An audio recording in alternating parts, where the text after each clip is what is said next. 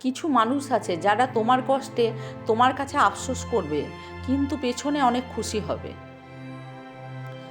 একটা সময়ের পরে আপনি ঠিকই বুঝবেন অনেক মানুষই আপনাকে ব্যবহার করেছে, কেউ ভালোবাসেনি।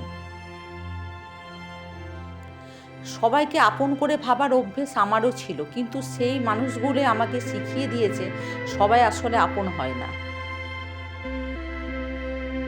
মানুষকে বেশি দেবেন তো পস্তাবেন, সেটা হোক ভক্তি, সম্মান, গুরুত্ব কিংবা ভালোবাসা।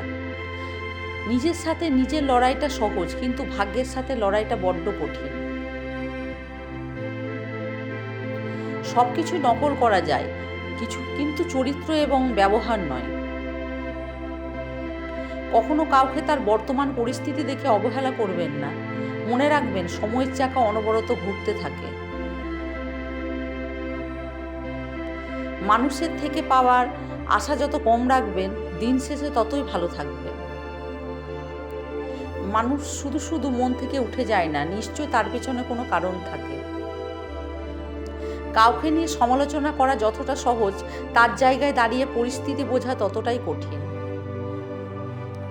সুখ মানুষের জীবনে অহংকারের পরীক্ষা নেয়, আর দুঃখ মানুষের জীবনে ধৈর্যের পরীক্ষা নেয়। একা তারাই থাকতে পছন্দ করে যেসব মানুষ চিনতে শিখে গেছে। নিজেকে ব্যস্ত করে নাও, সবার কাছ থেকে নিজেকে আলাদা করে একা চলো। মনে করো তুমি কারুকেই চেনো না, দেখবে অর্ধেক অশান্তি কমে গেছে। কখনো কখনো কিছু সম্পর্ক শেষ করাই ভালো, অহংকারের জন্য নয়, আত্মসম্মান রক্ষা করার জন্য। যে আপন মনে করিয়ে দেয় সে আসলে আপন নয়, যে চুপচাপ পাশে থাকে সে আসলে আপন। কথা রাখতে জানলে মানুষ কখনো হারায় না। মিথ্যে তখনই জিতে যায় যখন সত্য বলা মানুষগুলো চুপ থেকে যায়। যে ভুল করে সে ক্ষমা পাওয়ার যোগ্য, কিন্তু যে চালাকি করে সে নয়। বাস্তবতাকে মেনে নিতে শিখলে সহজেই ভালো থাকা যায়। কোনো ব্যক্তির সরল মনোভাব কখনো তার দুর্বলতা নয়, এটি একটি সুন্দর স্বভাব যা একটি উন্নত মনের পরিচয় বহন করে। পতনের জন্য অভিশাপ লাগে না, মানুষের দীর্ঘ নিঃশ্বাসই যথেষ্ট। যে ভিতর ভিতর মরে যায় সে অন্যদের বাঁচতে শেখায়।